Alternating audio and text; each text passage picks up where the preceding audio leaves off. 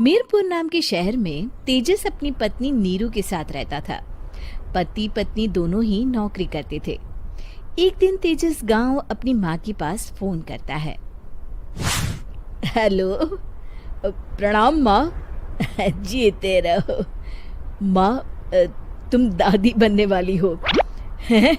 अरे वाह, ठीक है बेटा, मैं कल ही आती हूँ। जब माँ जी शहर पहुंची तो बेटे बहू ने बहुत अच्छे से स्वागत किया। लीजिए माँ जी, चाय। अरे गर्मा गर्म पकोड़े ले आओ माँ के लिए। नीरू रसोई में गई और 2 मिनट में ही पकोड़े ले आई। जी ये लीजिए। बहू जादू से बनाए हैं क्या? अभी तो रसोई में गई थी।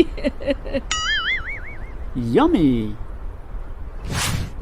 माँ जी, शीला रसोई में पकोड़े तल रही है, मैं बस लेकर आई।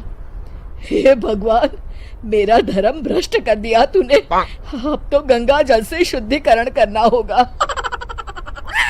दूसरे दिन, माँ जी मैंने नाश्ता बना दिया है, ऑफिस जा रही हूँ। पर अभी तो घर का सारा काम पड़ा है। शीला आती ही होगी, झाड़ू पोछा बर्तन कपड़े वो सब कर लेगी। हमारे जमाने में घर का सारा काम हम ही करते थे।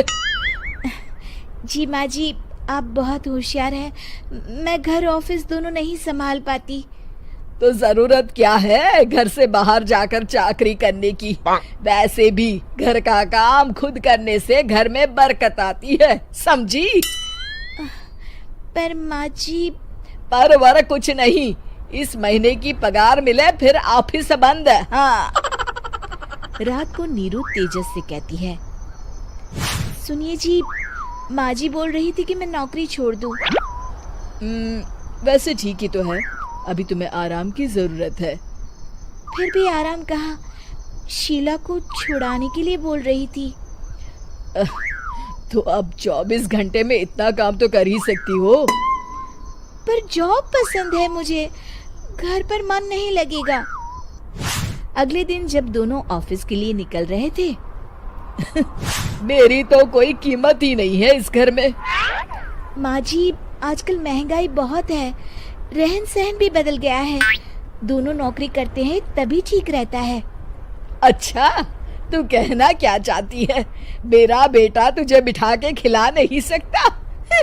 तू ही इस घर का खर्च चला रही है, हैं? नहीं माँ जी, मेरा वो मतलब नहीं था।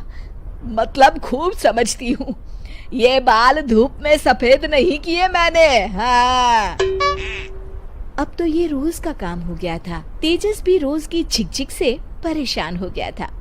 एक दिन उसने कहा, नीरू, वैसे भी तुम्हें मैटरनिटी लीव मिलने वाली है, तो अभी से ही छुट्टी ले लो। पर क्या, मेरी सैलरी अच्छी खासी है। आखिर नीरू ने रिजाइन कर दिया। जब बच्चा हुआ तो घर में सब बहुत खुश हुए। कुछ दिनों बाद तेजस फाइल देख रहा था। क्या हुआ तेजस, कुछ परेशान लग रहे हो? हाँ, वो हमारी जितनी सेविंग्स थी वो तो हॉस्पिटल में और छठी के फंक्शन में खत्म हो गई है नीरू। और अभी वैसे मंदी चल रही है तो मैं बोल रही थी कल मुन्ना को हेपेटाइटिस का टीका लगवाना है। नीरू, क्या पोस्टपोन नहीं कर सकते? नहीं जी, बिल्कुल नहीं। अब तेजस को समझ में आ रहा था कि उससे गलती हुई है। पैसों की कमी का असर घर के माहौल पर भी पड़ रहा था। अगले दिन, बेटा मेरा चश्मा और ये दवाइयाँ ले आना, पर्चा देते हुए माँ जी ने कहा। जी। तेजस, मुन्ना के लिए दूध का डिब्बा और डायपर भी ले आना, और ये किराने के सामान की लिस्ट है, इसे भी लाना है। तेजस गुस्से में लिस्ट मरोड़कर फेंकता है और चिल्लाता है, पैसे क्या पेड़ पर उगते हैं? ये ले आना, वो ले आना। अरे पर ये जरूरत का सामान ही है। वो गुस्से में बिना कुछ कहे ऑफिस चला गया। अरे लंच तो ले जाइए। नीरू दौड़कर डिब्बा पकड़ाती है एक दिन खाना खाने के बाद, नीरू, अब तो मुन्ना कुछ बड़ा हो गया, तो अब तुम वापस ज्वाइन कर लो ना जॉब। पर इस रिसेशन में जॉब मिलना बहुत मुश्किल है। ट्राई तो करो। फिर मुन्ना, माँ जी है ना, और एक फुल टाइम मेड भी लगा लेंगे। पर माँ जी, उन्हें तो पसंद नहीं।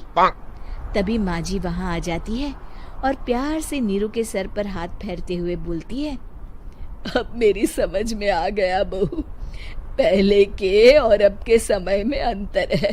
तुम काम शुरू करो, मुन्ना की जिम्मेदारी मेरी। मेरी प्यारी माँ जी, ये कहकर नीरू उनके गले लग गई। शिक्षा, परिवर्तन संसार का नियम है, हमें भी समय के साथ चलना चाहिए। उम्मीद है कि आपको हमारी ये कहानी पसंद आई होगी। कृपया हमारे चैनल को सब्सक्राइब करें और सभी अपडेट्स के लिए बेल आइकन जरूर क्लिक करें। और हाँ, वीडियो लाइक और शेयर करना मत भूलिएगा। Bye bye.